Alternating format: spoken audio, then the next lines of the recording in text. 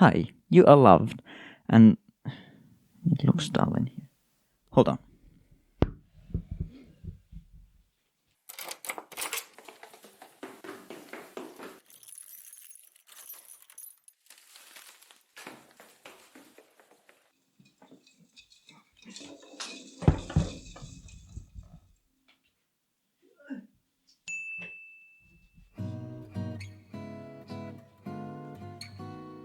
Christmas pastries, or Finnish Christmas pastries, or Finnish plum jam Christmas pastries, or Finnish plum marmalade flaky bubbly bitches, or as in Finnish, joulutortut, or tähtitortut, or se marmeladi tulee sinne väliin eikä sinne päälle perkele, are very yummy parts of Finnish Christmas delicacies. Today we're making them. Okay. Woo! Hi, for Christmas, Joulu, the things we're making. We need 250 grams quark. What is this? So you will need 250 grams of this, which could be curd cheese or quark or fromage frais. Maitorahka in Finnish. Also, we are not sponsored by Valio. Or are we? Valio reps? Currently we're not. They could be trash. They could also be amazing. I don't know, because I'm not sponsored. Will we ever find out? 250 grams of that. We're going to mix that with generic butter. If there are no companies wanting to use specific butter for this, any generic butter will do. Around room temperature. I did warm this up a little, so there's a nice volcano here also. But we're just going to dump that in. Then we mix the 250 grams of quark curd things and generic butter.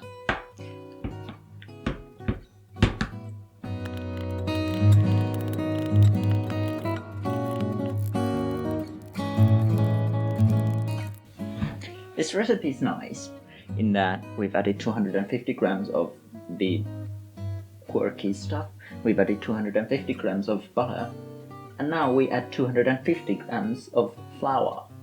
Any flour at all.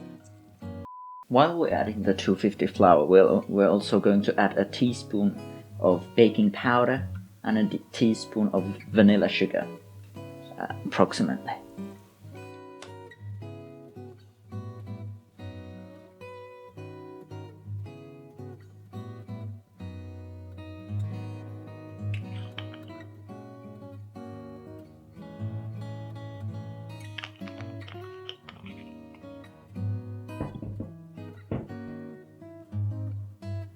You don't have to use Meira baking powder, and you don't have to use Santa Maria vanilla sugar. Necessarily. That could change. I'm thirsty for sponsors today, apparently.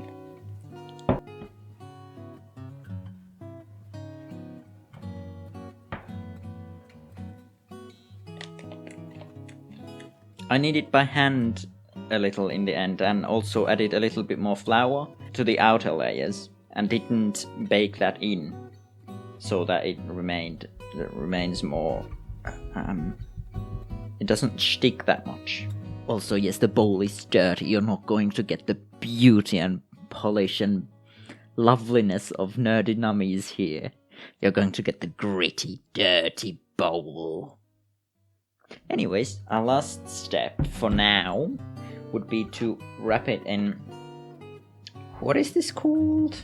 Generic plastic wrap, of course.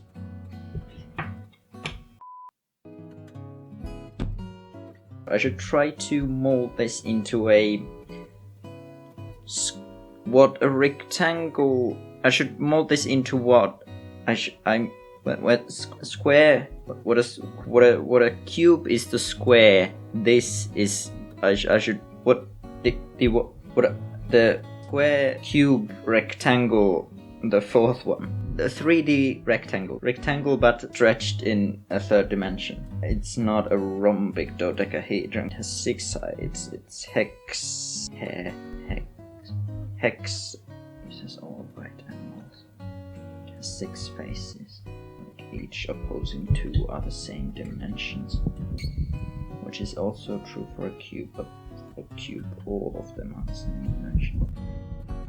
This shape, however. So we will mold this into that shape, and then it's going to sit in the fridge for about an hour or so. Or in our case, it will sit there for a day or so, because it's late and I don't have time.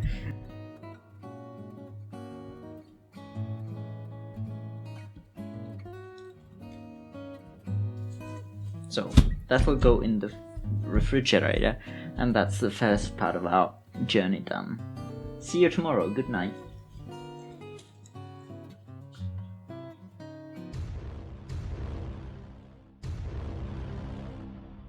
We're going to continue by flattening the dough with a rolling pin and folding it over and flattening it and folding it over, trying to create kind of a layered structure. And we'll see how that goes.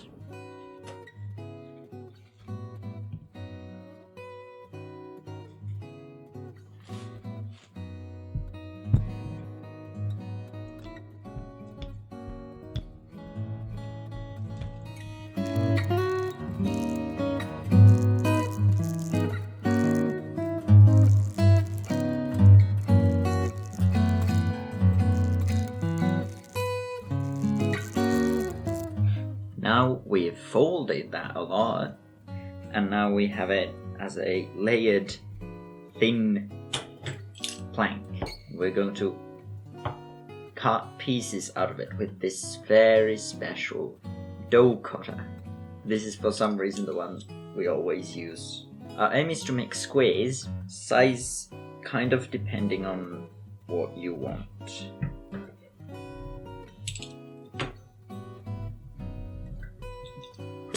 Something kinda like that size, which is, if you know my hand size, then it's about the area of the fingers or cut.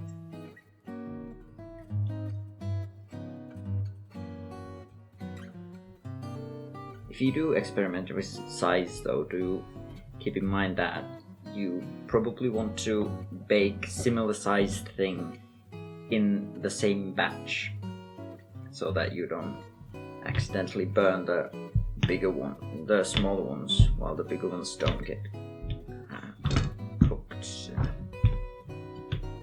baked, broken. They don't get broken enough. So now you have your squares. I have my squares. I accidentally got exactly 18 squares, so that filled up 2 3x3 lots perfectly. I did have a little bit of leftover. You could flatten that out and fold it over and do that again to get some more. But I used it to make a hot dog, Joulutortut. This is a new experiment. This is a new innovation. This will be a new hit. This will be a new hit product. Anyways, so you have your squares. What you want to do is cut out of like each corner a little bit towards the center, and then cut towards the center, and then do that each corner but the same way. So like here I went a bit like counterclockwise. I'll start from this corner a little bit counterclockwise. I'll start from this corner a little bit counterclockwise, and I'll start from this corner a little bit counterclockwise. Boom. And do the same to all of these. So that kind of every side has one place of cutting. I've never had to explain that to anyone. Because that's just something, you cut them like you cut joulutorttu. Everyone just knows. Everyone here just knows. At least who's made them. Okay, these are not perfectly cut. Which, I'm not perfect, so it kind of makes sense. What you now want to do is you take your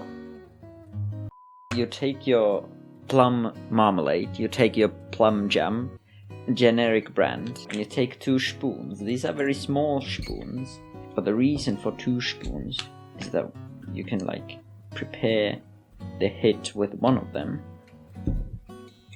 and then you can use the other to deploy the attack.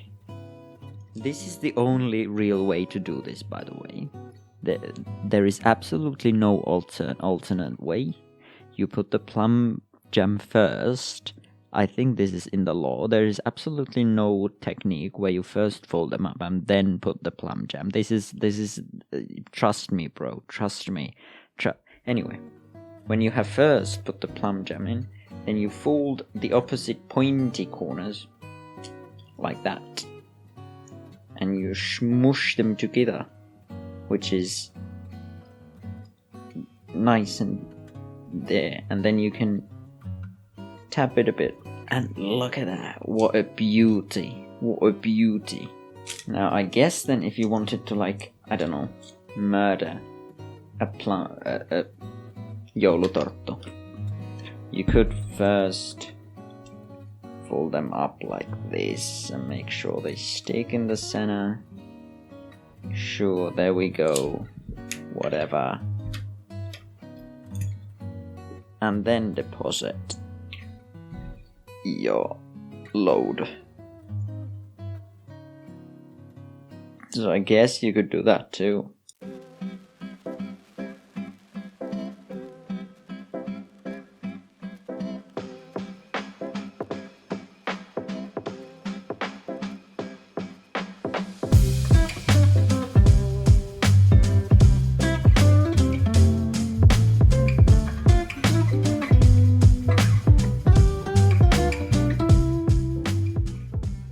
They are heated at 225 degrees Celsius for 10 to 15-ish minutes. Then of course when you're done filling them, you can take a little bit of a scoop and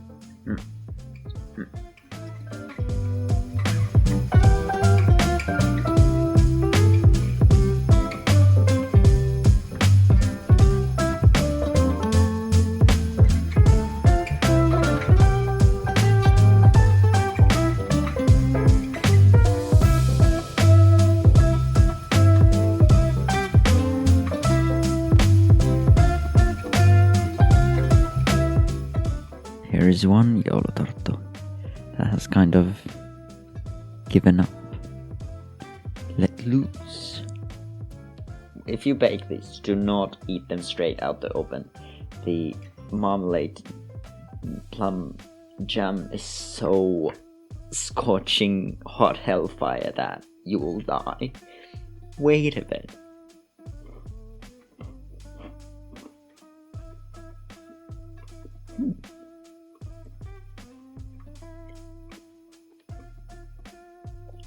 They're a bit crunchy. They don't have to be that crunchy. This is surprisingly nice though, because the dough itself hasn't always tasted this good. Now it's pretty good on its own, and then with the marmalade, it's of course amazing. I'm happy with this.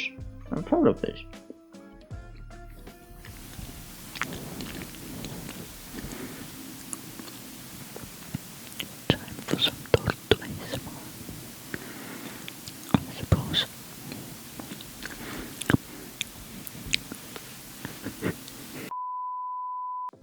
Go on and venture into the kitchen, or if you want to, and the world of baking and doughs and sponsorship messages. if you do make these, please tag me on Twitter, show me somewhere. Maybe Twitter's dead, or Discord somewhere. I would love to see that, because I don't think this is, again, I don't know how widely this is known, but I don't think it's outside the Nordics a lot. This is all filmed in a clutch. This might be coming out on Christmas Eve, which happens to be a Saturday this time.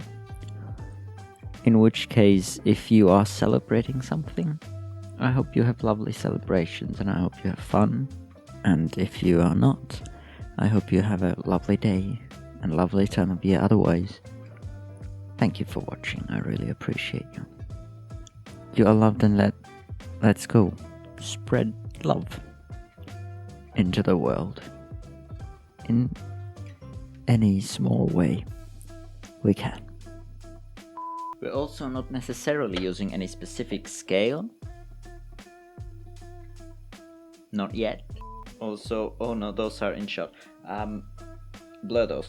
I'm also recording the audio with a laptop that doesn't have to be any specific brand, and the CPU and GPU in it also might just be any GPU and CPU at the moment. Well, this generic kitchen knife is sure good at even baking stuff. I wonder if it had a brand name attached to it, whether that would make it more desirable. I don't know.